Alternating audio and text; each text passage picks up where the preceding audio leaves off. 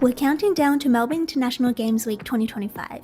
Today, we're speaking with Ben E from Summerfall Studios, which in 2023 released Stray Gods, the role-playing musical, and was a Melbourne International Games Week highlight. The creative director will sort of come to me with the vision for the game. International Games Week is hosted here in Melbourne. It's a very important week for game devs in Australia. Hi everyone, I'm Selena, and today I'm here with Benjamin E. Hi, welcome Ben. Hello, I am welcomed. Thank you so much for having me. Of course. Ben is Summerfall Studios art director, an indie game development studio based right here in Melbourne. He's been with the studio since it was established in 2017 and defined the art direction for Stray Gods. So Ben, tell us about your current role at Summerfall Studios. What is the best part and what is the most challenging?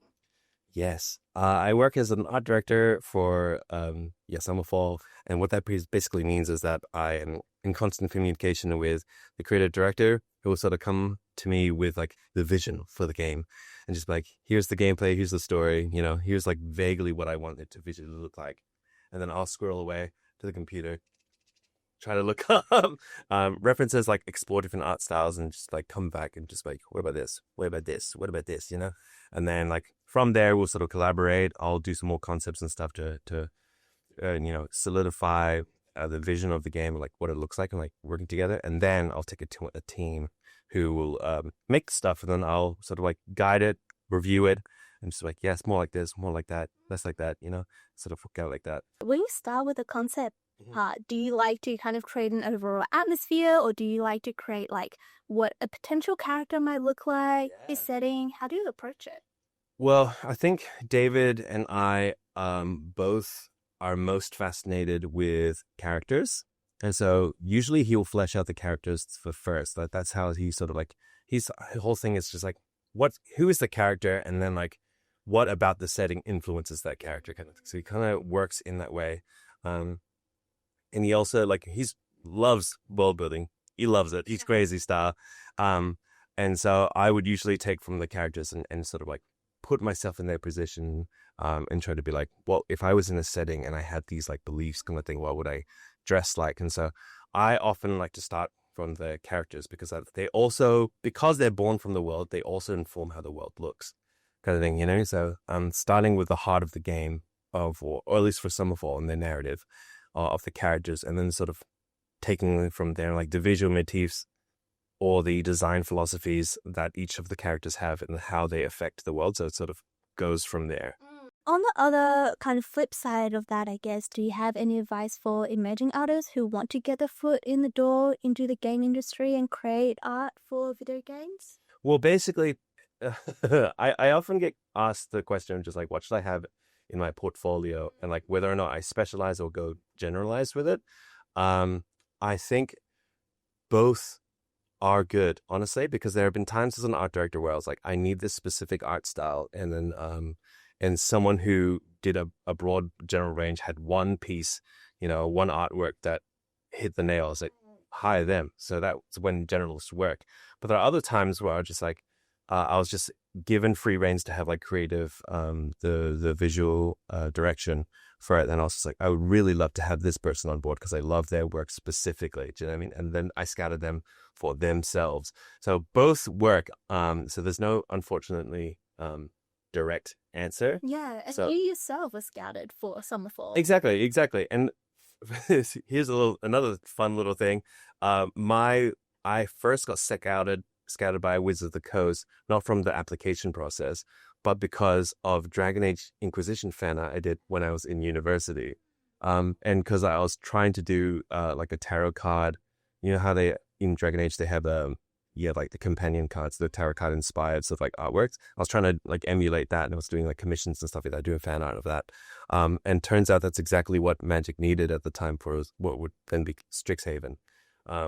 So in that case, it was again, it was very general, just going around. It wasn't specialized at the same time. It kind of was because that's what I was good at doing. And I think those fan art, they're such a good representation of your skills because you're able to, kind of emulate that style, but then create something that's uniquely yours at the same time. I was mentioning before, I saw, the self-portrait you did in the style of Arcane on your Instagram profile, which I thought like, oh my God, I know, this kind of IP, the storyline, but then you're able to insert yourself in there as a reimagining. And I thought that was super cool. And exactly, as you say, like companies and studios are looking for that as well. Yeah, definitely. I think, being able to be versatile with your art style is like awesome. But I think more importantly, my advice for young artists everywhere, is to just make things, right?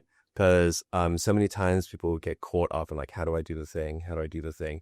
I won't start until I know what the thing is. And generally, like, casting the wide net, which is doing lots of work, whether or not that's the specialized stuff or if it's just going wherever it takes you, what interests you, and then it's maybe something to like ping in an art director somewhere else, but just the making stuff. Not only will you like improve because you're like constantly working on your craft, but also like you'll have more things out there in the world but to pick up, So I think making things, and specifically when I get into video games, I would also get into modding potentially, because that would also not only are you making work, but you're also showing that you understand the video game pipeline as a result of it, and so we can go hand in hand with that. But that's my advice. Great. So Melbourne and Victoria as a whole, has a really strong arts funding ecosystem thanks to Creative Victoria and Vic Screen, and it's allowed for a thriving games industry here. So speaking from your experience, what is Victoria's game development scene like? And why do you enjoy working in the arts and gaming sectors in Melbourne? Good question. I think Melbourne is such a wonderful place for video game development. I'm from Perth, Western Australia. Admittedly, I don't have a lot of experience with Perth's sort of gaming scene, but I do know that a lot of like, International Games Week is hosted here in Melbourne. And so like a lot of people flock together here to talk about their stuff, like doing stuff like GCAP or doing PAX and showcasing there. And it's like a very important week for game devs in Australia. And it's also such a beautiful moment because it's also an opportunity for you to see what other people are doing, meet with other game developers all across Australia. And it's just like, it really reinvigorates the game dev spirit. Like I've heard so many stories of people just be like, I don't know, game dev's really hard. I don't know if I want to keep on doing this. And they go to one single like games week thing and they're like, making games is awesome. Fuck yeah, I want to keep going. And so like, it's very inspirational. But I think making games in Melbourne specifically, I think our greatest strength is our sense of community. Like we really do take care of one another. And we're also just like collaborating with one another constantly. Even like when we're working on like NDA projects or whatever, we're often just like helping one another. Just be like, have you ever worked in Unreal before? Can you help me solve this problem that I'm having with it? Stuff like that. So and it's just also just like we cheer each other on, we support one another, and we're always like helping each other and building that community. I think Was that's it awesome. easy for you to find a sort of community when you first moved to Melbourne? It wasn't initially very shy, but my friend who I went to uni with was introducing me when I was going to those games meetups, and so, but in that sense, it was that everyone was always just so welcoming. So, Right, it's kind of like the openness. Yeah. Connect and discuss. Exactly. People were just so open to making friends and just being like really lovely people. And that it was very easy to make connections in that way and build that sense of community. And then like, people were just like willing to share. I was like, I'm working on this game. Like I remember games that I saw in their prototype phase at those like games meets that became, a full-fledged game later on. And just like, wow, getting to watch like a progress of a thing grow throughout the years kind of thing. And just like have a sense of like, no one's making games in isolation, right? Everyone's sort of just like together in it all. I think we really need to smash that stereotype about artists and game developers kind of like just sitting in this dark room. All Benjamin in the complete darkness, looking on the monitor, and it's like the light rays directly into my eyes. I often do that quite often, yeah. But I think it's a mistake to say that I do it in utter isolation, because I'm still catching up with friends, and I'm still like talking to other artists and stuff like that, and like, I'm working on this problem. Well, how should I solve this? Can you give this a look, kind of thing. Like, I think the idea of a creative working in utter isolation, it'd be like, I am the visionary, no one gets me, only I can do this, is possible, but it's not recommended, because like, it's game development is such a huge task, and it's such a amalgamation of all these like industries and roles and stuff and departments all shambling together, and that it drives people insane if you try to do it by yourself, utterly, completely, Yeah. and it's possible, but yeah, again, not recommended, because yeah, it's a harrowing experience sometimes, and you need support and a sense of community, I think, to remind you about, one, why you're doing it in the first place, two, your passion for it, and three, like this idea of like having the world-class idea that will make you $1 million, and just like, I alone can shoulder this burden, is a lot of weight to carry on your shoulders. Yeah, and it's not really how it works, because at some point you're going to put it out, your art, your work, into the public and have people interact with it. So adding that interaction into the process of creating is actually going to ensure a better chance of success. I agree. And I think like this is I do believe, like, I once told a friend that was like, art is so fascinating because art can, our ideas of like what art is, like an artist goes into a studio, does a little painting, and then goes, here it is to the world.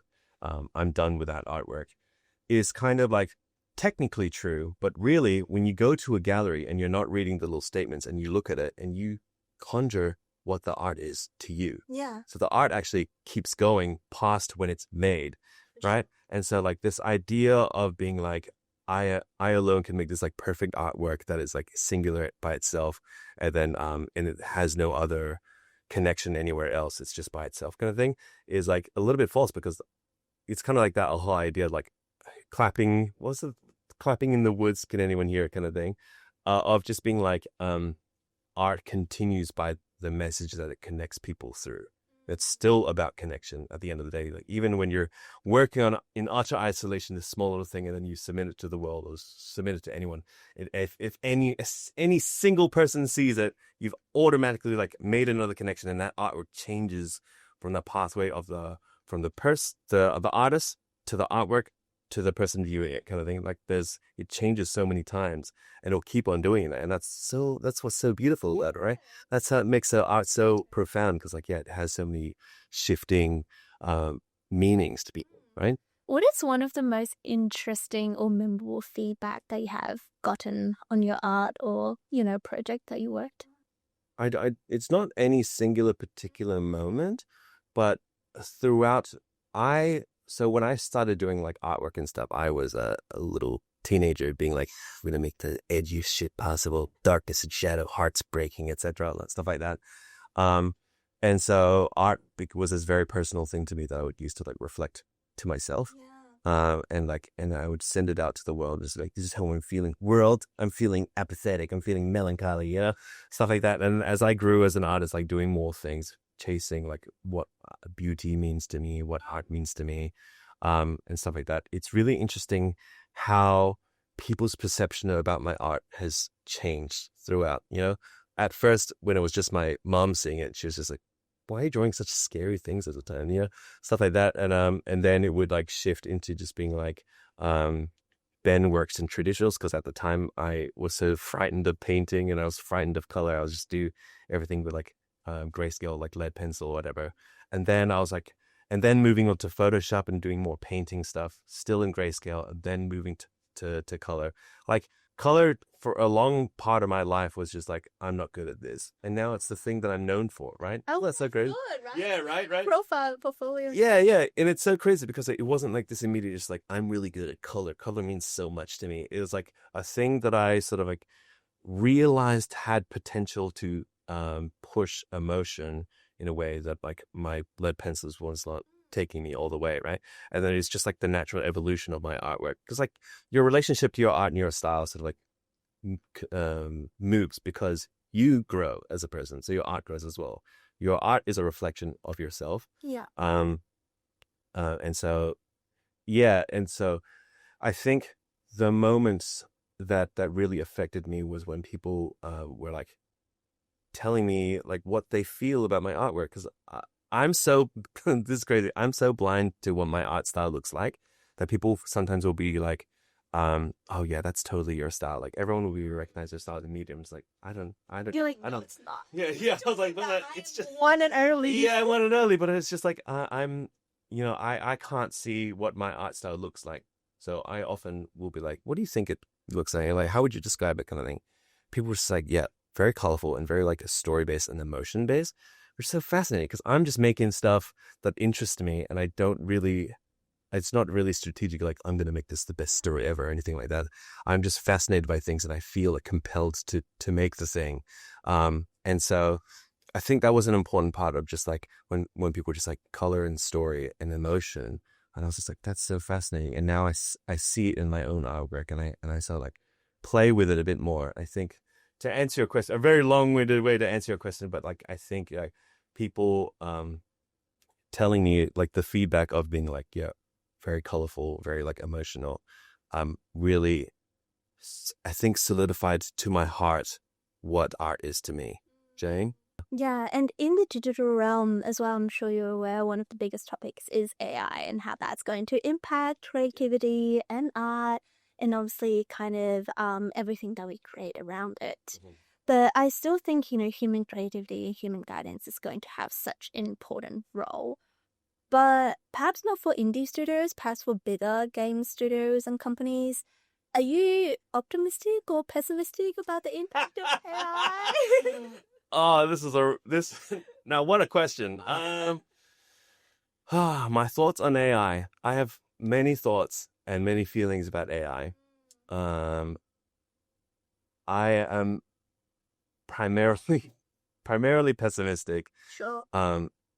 Because I understand a lot of companies are looking to make money, which makes sense. They're a company. That's what they do, And so AI is the cheapest way to get past a lot of things. And it's an interesting thing of just like the transformation, well, not even transformation, the perception of art as a asset versus a reflection of the human spirit is so fascinating. Art, I think, and now we're getting really into it. Art, I think, is such an integral part of human experience and creativity, and our souls or whatever, that we borrow in order to fulfill whatever capitalistic needs it needs to fulfill. Like designing doors, designing walls, designing the decor, designing what this looks like, kind of thing, uses things from this nebulous artistic reflection of the soul in order to make something that reflects to other people, right?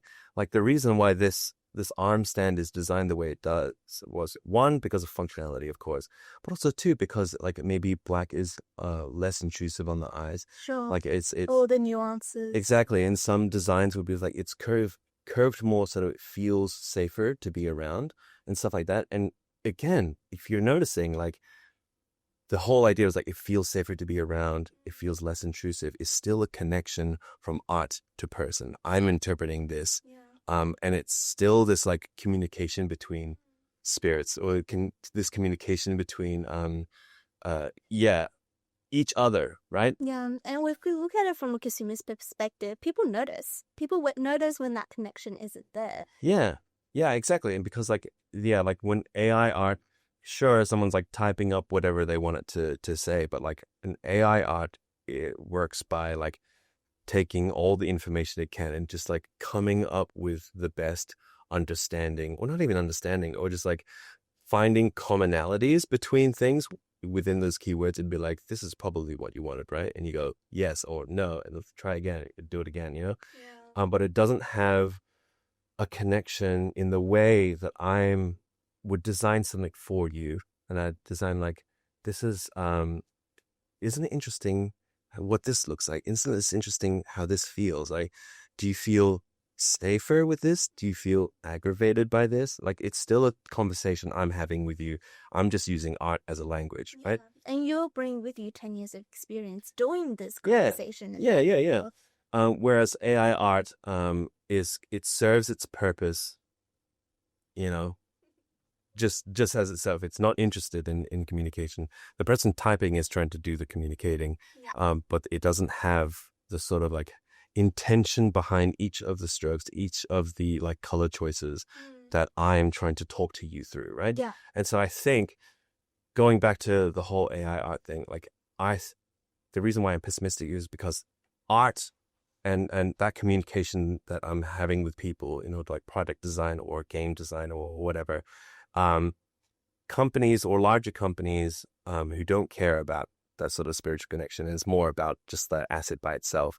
Of course, they're just going to take the cheapest way to get there. It makes sense. But as a result of that, it starves a lot of artists, a lot of beginning artists I'm mostly worried about, from their opportunity to get into the door of using their skills in order to make a living out of it. You know what I mean? Yeah. Which saddens me greatly because, you know, I'm telling you my story and I'm talking about how like so many people like gave me a chance. So many people opened me up to their community, kind of thing like that. And I got my foot in the door from opportunity and from human connection, kind of stuff. And so like if a company is just like, what's the thing that'll get me the cheapest thing, that's dead in the water already. And that's so brutal. Yeah, I know. But hopefully, as you say, people will still value this human connection, even from a consumer perspective. Yeah. And I think people like the idea that AI art will take over utterly and this creative spirit stuff is no longer necessary. I don't believe that. I do believe that we will always have this connection to art and we'll fight for it. Yeah. Because it's so important to us as people, and it's important for our like connection to one another. And I think it's part of the experience. Thank you so much, Ben. Thank you. We really enjoyed having this very insightful conversation, and thank you for sharing all of your stories. Thanks for having me up. Bye.